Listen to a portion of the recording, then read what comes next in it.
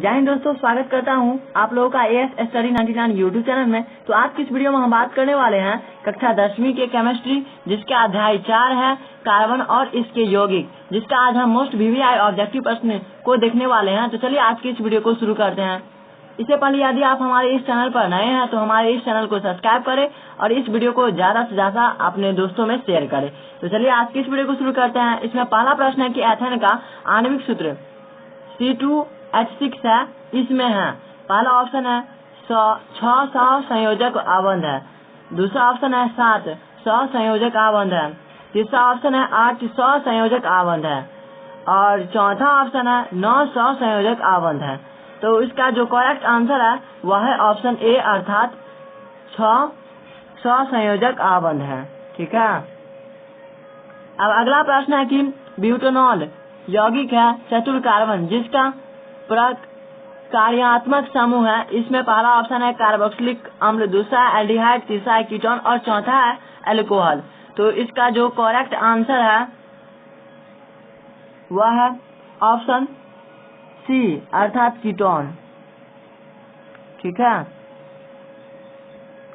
अब अगला प्रश्न है कि खाना बनाते समय यदि बर्तन की तली बाहर से काली हो रही है, जो इसका मतलब है कि इसमें पहला ऑप्शन है भोजन पूरी तरह नहीं पका है, दूसरा ऑप्शन है ईंधन पूरी तरह से नहीं जल रहा है और तीसरा ऑप्शन है ईंधन आर्द्र है और चौथा ऑप्शन है ईंधन पूरी तरह से जल रहा है।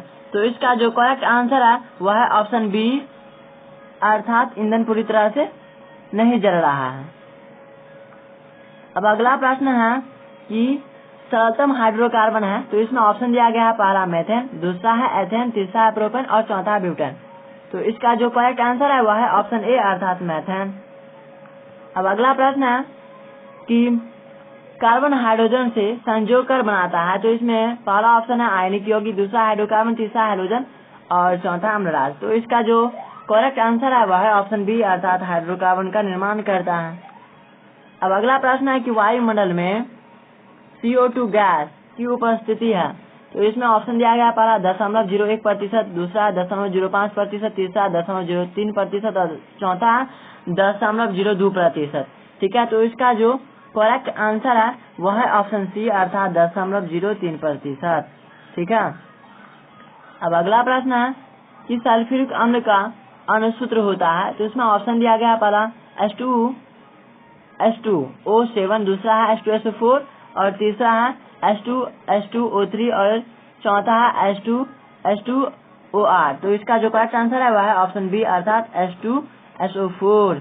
ठीक है। H2SO4 सल्फ्यूरिक अम्ल है और इसका दूसरा नाम तेजाब भी है। सल्फ्यूरिक अम्ल को हम आम बोलचाल में तेजाब भी कहते हैं। ठीक है।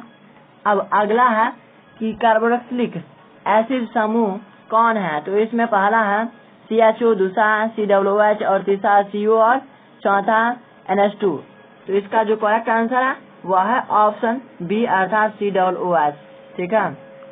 अब अगला प्रश्न है कि इथेनॉल में कार्बन के बीच में दो आबंध मौजूद है, जिनमें तो इसमें ऑप्शन दिया गया पहला एक सिग्मा एक पाई आबंध है, दूसरा है कि दोनों सिग्मा आबंध है, तीसरा है दोनों पाई आबंध है और चारवां ऑप्शन है दोनों इलेक्ट्रोवैलेंट आबंध है। तो इसका जो करेक्ट आंसर है वह है ऑप्शन बी अर्थात दोनों सिग्मा आबंध है। ठीक है। अब अगला प्रश्न है कि इथेन में कितने 100 संयोजक आबंध है। तो इसमें ऑप्शन दिया गया पहला 2, दूसरा है 4, तीसरा है 6 और चौथा है 7। ठीक है। तो इसका जो करेक्ट आंसर है वह है ऑप्शन डी अर्थात 700 संयोजक यौगिक है, 100 संयोजक बंधन है। ठीक है। इथेन का सूत्र क्या होता है C2H6 होता है ना। तो यहाँ पर देख लिया जाए C, एक इधर हाइड्रोजन, एक ऊपर हाइड्रोजन और एक नीचे हाइड्रोजन। ठीक है। और यहाँ पर एक C, आप गिना जाए तो 1 2 3 4 5 6 7 कुल मिलाकर 7 आबंध मिलता है। तो इसका जो करेक्ट आंसर है वह है ऑप्शन डी। ठीक है।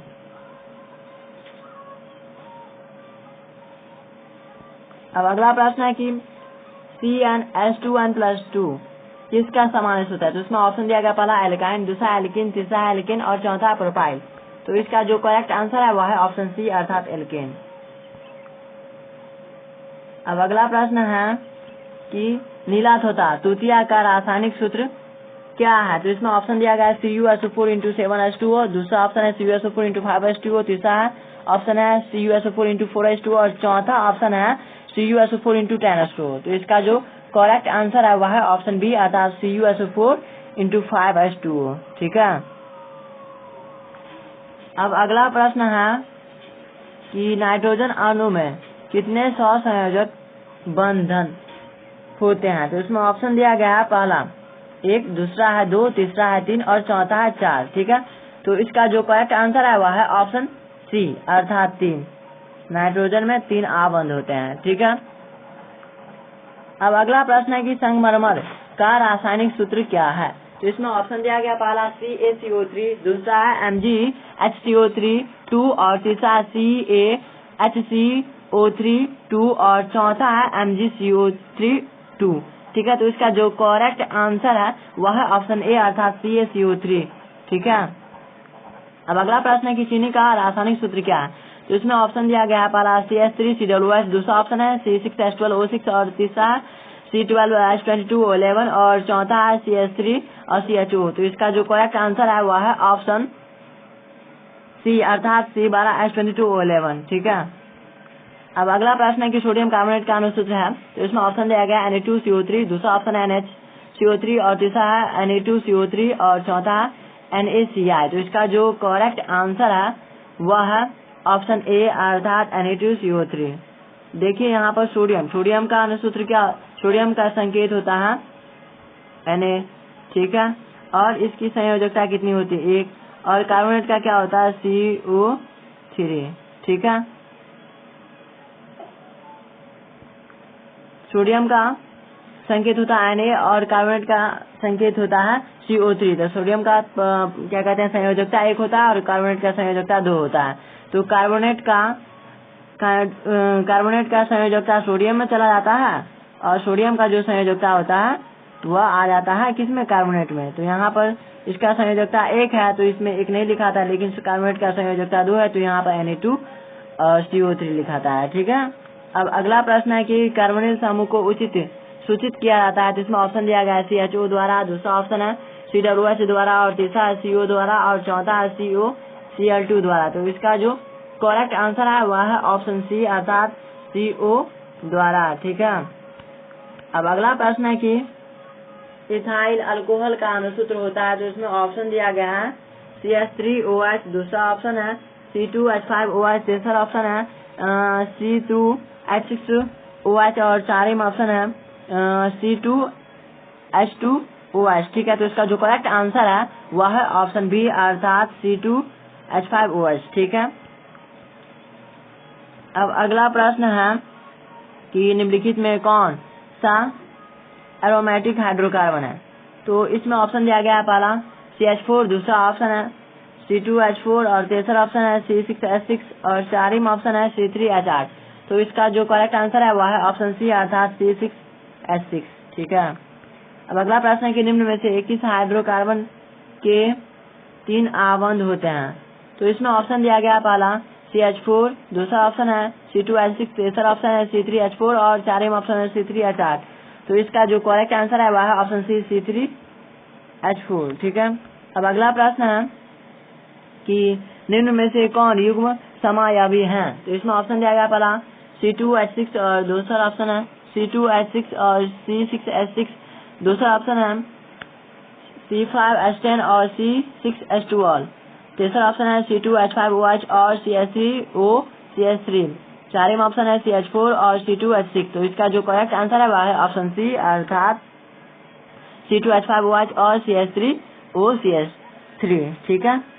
अब अगला प्रश्न है कि एथेनॉल का क्रियाशील मूलक क्या है? तो इसमें ऑप्शन दिया गया है OH, दूसरा ऑप्शन है CHO और तीसरा ऑप्शन है COOH और चारम ऑप्शन है 7COH। तो इसका जो करेक्ट आंसर है वह है ऑप्शन ए अर्थात OH। ठीक है।